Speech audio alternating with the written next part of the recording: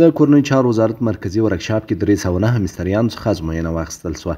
همین را که بسته کردی تو گیربکس کل کلچا قطخکا کل چه سرینمی قطخکا برق شکایچی چک میکنی.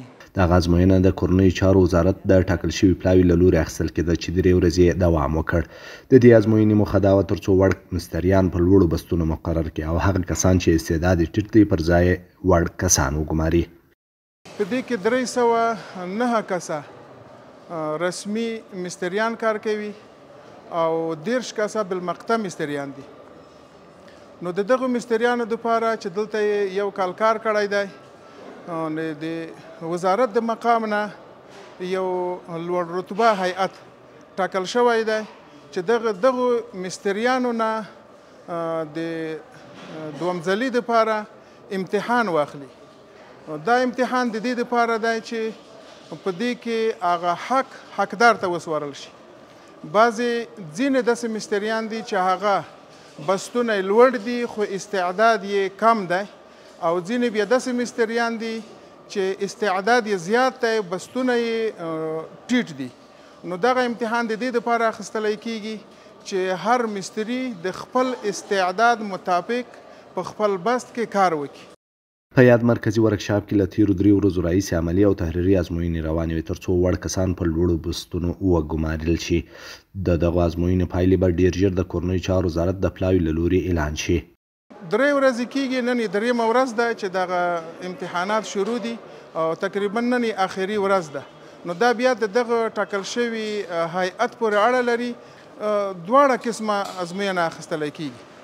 عملي ازموینه هم اخیستلی کېږي او د دې نه د بیرون نه مستریان ورته راوستل شوي دي.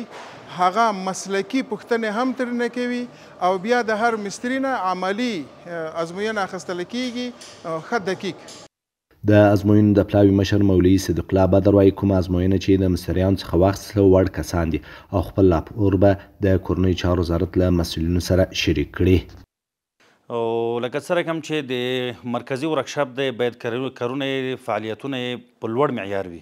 همدغسې الحمدلله مسلکي او په لوړ معیار خدمات دي، په لوړ معیار انشاءالله او کیفیت هم لوړ دی. همدا رقم ته کوم استعدادونه چې دلته د مسلکي پرسونل دي لوړ استعدادونه لري الحمدلله. موږ چې څومره ارزیابي وکړه موږ ترې مطمئن یو او دغه اطمینان الحمدلله د خپل وزارت داخله د مقاماتو سره هم شریکوو انشاءالله. او څه مو چې لیدلی دی هغه به انشاءالله چې د خپلو مقاماتو سره شریک کړو. څه مو چې لیدلی دی هغه دا دي چې استعدادونه لوړ دي او کوم کاري ټیمونه چې دلته دي او روزمره فعالیتونه چې دي هغه د ستایلو وړ دي. هغه مستریان چې په یاد ازموینې کې ګډون کړی و زیاتوي ازموینه په شفاف ډول ترسره شوه او د ازموینو له اخیستلو څخه خوښ دي. دیگه امتحان بسیار امتحان خوبی بود، شفافیت داشت. دیگه ما بر همینجا امتحان دادیم، از بخش ایسا امتحان دادیم، ما انگاری هستیم. دیگه خوب بود، امتحان خوبی بود، شفافیت بود، ما اش رضایت داریم.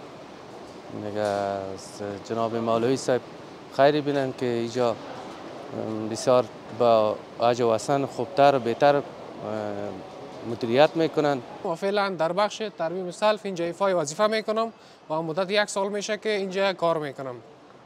و ما دیروز امتحان دادیم و امتحان بسیار به طور شفاف بود. مولوی صاحب هم حضور داشت، هیئت هم حضور داشت و استادهایی که از ما امتحان میگرفتن اونها هم حضور داشتن.